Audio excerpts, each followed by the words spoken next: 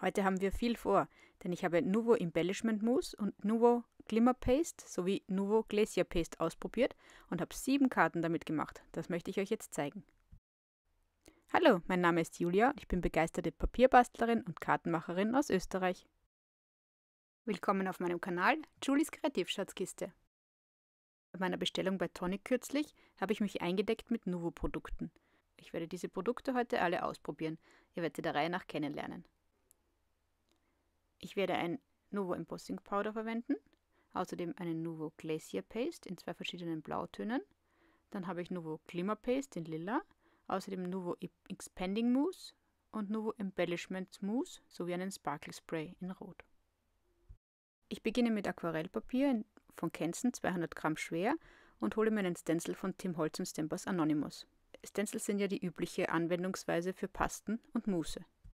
Als Unterlage habe ich ein wiederverwendbares Backpapier und ich habe meinen Stencil gut fixiert mit Tixo, damit er nicht verrutscht. Mit einem Spatel nehme ich mir Teile von der Glacier Paste hier heraus und verteile sie auf meinem Stencil. Dann nehme ich die zweiten Farbton und mache das gleiche. Nehme ich mir so ein Plastikrakel her und verteile die verschiedenen Farben und die Paste schön über meinen Stencil. Es soll nicht zu dick aufgetragen sein, aber auch nicht zu dünn. Das geht eigentlich sehr, sehr angenehm. Zeit für den großen Reveal. Schaut wunderschön aus. Ich lege das Papier zum Trocknen auf die Seite. Die Reste auf meinem Rakel verwende ich gleich für das nächste Projekt. Das ist ein Stencil von Crafters Companion Mystic Damask. Auch hier verteile ich einfach die Reste, die ich noch auf dem Rakel habe, über meinen Stencil. Nehme auch meinen Finger zur Hilfe, wenn es sein muss, damit alles runtergeht vom Rakel. Hier kombiniere ich jetzt die Glacier Paste mit der Glimmer Paste in Lila.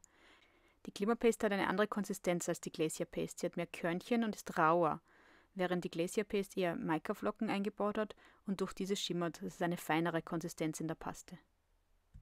Auch hier kommt jetzt der große Reveal und auch dieses Panel ist wunderschön geworden, finde ich.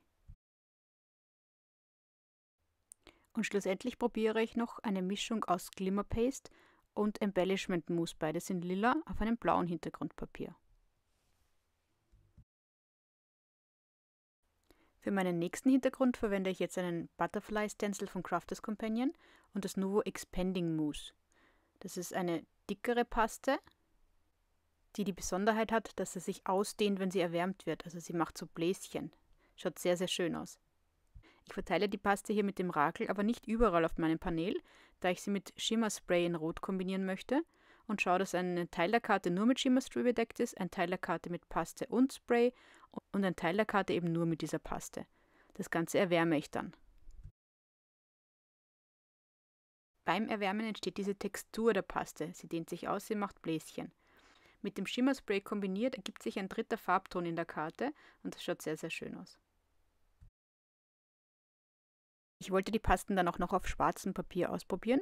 Dafür verwende ich wieder einen Stencil von Tim Holtz und außerdem einen zweiten Stencil, den ich selber entworfen und mir ausgeschnitten habe. Wenn ihr wissen wollt, wie ich das mache, da gibt es ein zweites Video dazu. Ich gebe euch den Link hier oben in die Ecke. Diesmal verwende ich Embellishment Mousse. Ich möchte 2 verschiedene Farben für den Stencil verwenden. Nehme mir zuerst die blaue Farbe her, gebe mir einen Batzen von dem Mousse unten auf den Karton und hole mir damit immer wieder was auf meinen Finger und damit trage ich das Mousse auf die ganzen Blätter, die hier auf dem Stencil vorkommen, auf. Es geht sehr, sehr leicht und sehr, sehr angenehm. So verfahre ich dann auch mit dem lila Mousse. Die Konsistenz von dem Mousse ist ein bisschen fester als die Pasten, aber das Angenehme ist, man kann es relativ genau auftragen, wenn man mit dem Finger arbeitet und kann es schön verschmieren. Außerdem kann man es dicker oder dünner auftragen und je nachdem ist der Glitzer und Schimmer in der Paste stärker oder weniger stark. Ich bin total begeistert, wie schön das auf diesem schwarzen Papier ausschaut. Auch das lege ich zum Trocknen auf die Seite. Für den zweiten Stencil verwende ich wieder eine Kombination aus Glacier Paste und Glimmer Paste, das habt ihr eh schon gesehen, deswegen geht das jetzt ganz schnell hier. Ich habe gemerkt, dass mein selbstgemachter Stencil wahrscheinlich zu dünn ist für das Mousse oder vielleicht habe ich es auch zu kräftig aufgetragen. Jedenfalls habe ich eine verwischte Stelle hier im Blatt. Das stört aber nicht, wie ihr später sehen werdet, werden wir das kaschieren. Was ich dann noch wissen wollte, ist, ob ich Paneele mit Paste darauf auch embossen kann oder ob ich ein embosstes Papier mit der Paste verzieren kann. Das probieren wir jetzt. Mit dem Embellishment Mousse und meinem Finger reibe ich jetzt die höheren Stellen des Embossing Folders vorsichtig ein. Ich drücke nicht zu fest auf, damit man wirklich nur die Erhebungen durch die Paste verziert auch sehen kann. Ich mache das Ganze wieder in 2 Farben. Die Blüten werden lila und die Blätter werden blau. Das geht sehr, sehr gut zum Verteilen. Durch meinen warmen Finger erwärmt sich die Paste etwas und damit wird sie ein bisschen flüssiger und man kann sie wirklich schön auf das Papier auftragen. Ich sage dauernd Paste, aber eigentlich ist es ja das Embellishment Mousse. Also das Mousse, es schimmert wirklich schön auf dem Papier, man sieht das in der Kamera gar nicht so gut. Mein nächstes Experiment ist dann noch, ob ich Paneele, die mit Pasten bedeckt sind, in dem Fall Glacier Paste und Glimmer Paste, ob ich diese Paneele embossen kann oder ob ich diese Paneele durch die Stanzmaschine schicken kann und Stanzteile damit ausstanzen kann. Dafür bedecke ich hier die beiden Paneele großzügig mit den Pasten und lasse alles trocknen. Nachdem das Ganze getrocknet ist, habe ich die Rückseite des Panels etwas mit Wasser eingesprayt und habe das Ganze mit dem Embossing Folder Roses von Tim Holtz durch meine Stanzmaschine geschickt. Um die erhabenen Teile des Papiers noch zu betonen, habe ich eine Blending Brush und weiße Pigment Ink verwendet. Das hat bei der Glacier Paste ganz gut funktioniert. Bei der Glimmer Paste hat man nicht so viel davon gesehen, auch von den embossten Teilen eigentlich weniger. Daher habe ich mir gedacht, ich schneide den Teil einfach weg und verwende das restliche Panel für meine Karte. Ich habe mir also eine Blankokarte in Creme hergeholt und habe mir mein Teilpanel mit der Glacier Paste zurechtgeschnitten, dass man auch ein bisschen vom Rand der Karte noch sieht, um eine gewisse Mattierung zu haben. Für einen schönen Übergang habe ich noch einen lila Streifen ausgeschnitten und aufgeklebt. Dann habe ich mir aus dem Teil, den ich weggeschnitten habe, die Schattenebene für mein Sentiment ausgestanzt. Das Sentiment wird nur für dich von Tonic. Das Sentiment selbst habe ich mir aus weißem Papier zweimal ausgestanzt und klebe das übereinander, um Dimension zu bekommen. Noch einen Streifen aus Helllila dazu geklebt, weil das schön ausgeschaut hat mit zwei Farben. Habe mein Sentiment auf Foamtape aufgeklebt und fixiere es auf der Karte. Um das Glitzern des unteren Kartenteils jetzt auch im oberen Kartenteil wieder zu spiegeln, verwende ich noch einen Glitzerstift von Crafters Companion. Ein paar durchsichtige Dewdrops noch aufgeklebt und fertig ist unsere erste Karte. Für die zweite Karte nehme ich jetzt das Panel mit dem Expanding Mousse und den Schmetterlingen her. Ich habe mir ein Glitzerpapier in Silber und in Rot herausgesucht. Das Rot passt zu dem Schimmerspray auf der Karte und aus beiden schneide ich mir Mattierungsebenen zu. Bevor ich das jetzt aufeinander aufklebe, habe ich noch ein rosa Verzierungsband herausgesucht, das ich auf der Rückseite meines Schmetterlingspanels fixiere. Dann kann ich die einzelnen Mattierungsebenen aufeinander kleben und das Ganze kommt auf eine Blankokarte. Für mein Sentiment habe ich dieses herzlichen Glückwunsch ausgesucht. Das habe ich mit weißem Embossingpulver heat embossed und habe mir das Ganze zurechtgeschnitten und klebe es jetzt hier auf mein Panel dazu. Karte Nummer 2, fertig. Für unsere dritte Karte verarbeiten wir dieses embossete Panel, wo ich nach dem Embossen das Embellishment Mousse aufgetragen habe. Das ganze Panel gefällt mir eigentlich ganz gut. Ich plane also nur, es zurechtzuschneiden und mit mehreren Mattierungsebenen auf eine Blankokarte aufzukleben. Auch hier habe ich mir als Verzierung wieder das rosa Bändchen herausgesucht, das ich auf der Rückseite einer der Mattierungsebenen mit einem doppelseitigen Klebeband fixiere. Mein Sentiment kommt von Conquer the Ninth, All the Birthdays. Hier habe ich mir ein schönes Happy Birthday herausgesucht, das ich mir jetzt mit schwarz auf einem lila Papier stemple. Mit Foamtape wird das Ganze dann auf meine Karte befestigt und damit ist auch schon unsere nächste Karte fertig. Jetzt wird die Mischung aus Glimmer Paste und Embellishment Mousse in lila auf blauem Hintergrund verarbeitet. Ich schneide mir das Ganze mal zu einem Quadrat zu. Dazu mache ich mir eine lila Mattierungsebene und dann habe ich mir diese Stenzel Multi-Frames Die Set, die habe ich beim Action einmal gekauft, in weiß ausgeschnitten und zwar zweimal. Die plane ich dann für mein Sentiment zu verwenden.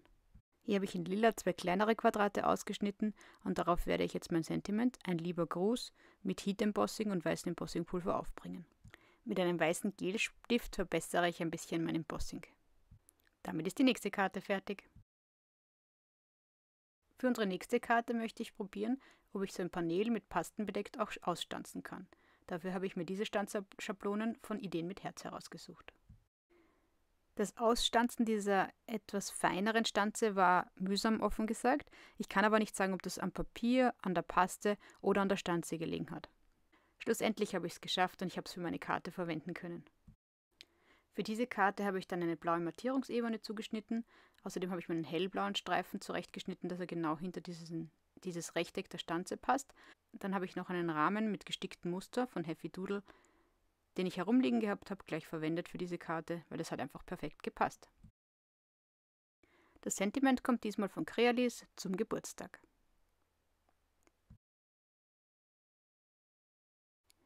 Dann habe ich noch ein paar blaue Drops aufgetragen und schon ist die nächste Karte fertig. Als nächstes verwenden wir die Paneele, die ich mit meinem eigenen Stencil gemacht habe. Ich habe hier eins in schwarz, das habt ihr ja gesehen, und aber auch eins in weiß gemacht. Und hier plane ich, den Teil in schwarz wegzuschneiden, der mir nicht gefällt, und stattdessen den weißen zu verwenden, somit eine schwarz-weiß gemischte Karte zu bekommen. Hier seht ihr, wie ich mit einem Trimmer diese Schnitte mache. Ich schaue schon, dass sie parallel sind, damit das dann gut ausschaut. Und das untere und das obere Dreieck klebe ich dann mit Foam Tape auf mein weißes Panel so auf, dass das Muster einfach kontinuierlich weiter verläuft. Dann gibt es noch eine lila Mattierungsebene, ein Sentiment Alles Liebe und fertig ist auch die nächste Karte. Nein, noch nicht ganz fertig, denn ich habe noch ein paar schwarze Drops und ein paar durchsichtige Perlen ergänzt. Für die letzte Karte will ich dieses Panel verwenden, wo wir das Embellishment Mousse in 2 Farben aufgetragen haben. Ich verwende Sizzix Tim Holtz Alphanumeric Bulletin Stanzen und habe mir die Buchstaben für das Wort Danke herausgesucht, die ich mit Tixo in einer Reihe fixiert habe. Diese Buchstaben stanze ich ihm jetzt aus meinem ursprünglichen Panel aus, achte aber darauf, dass ich nichts verliere, was jetzt in den Stanzen ist, denn das möchte ich ja nachher wieder einfügen. Bevor ich es aber wieder einfüge, habe ich mir dieses Danke auch in Weiß zweimal ausgestanzt und da klebe ich jetzt die Ebenen aufeinander, dass dann die Buchstaben erhaben aus der Karte herausstehen. Das Tolle an dieser Stanze ist, dass sie nicht nur die Buchstaben, sondern auch einen schmalen Rahmen rundherum ausstanzen. Und das schaut in dieser Eclipse-Technik sehr schön aus, wenn da dieser weiße Rand verbleibt. Um die Karte dann abzuschließen, habe ich mir noch 2 lila Streifen ausgeschnitten, die ich oben und unten an das Panel anklebe, um einen Übergang zur cremefarbenen Karte zu erreichen. Damit ist auch unsere letzte Karte für heute fertig. Ich hoffe, es hat euch gefallen und die eine oder andere Technik hat euch inspiriert, das selber zu probieren. Ich kann jedenfalls diese Nuvo-Produkte sehr empfehlen. Sie sind alle sehr leicht zu verarbeiten und schauen wunderschön aus. Habt ihr schon mal Nuvo Embellishment Mousse oder Nuvo Glacier Paste probiert? Lasst es mich in den Kommentaren wissen. Ich würde mich sehr freuen, wenn ihr mir ein Like da lässt oder sogar meinen Kanal abonniert, wenn euch das Video gefallen hat. Ansonsten macht's gut, bis zum nächsten Mal. Servus!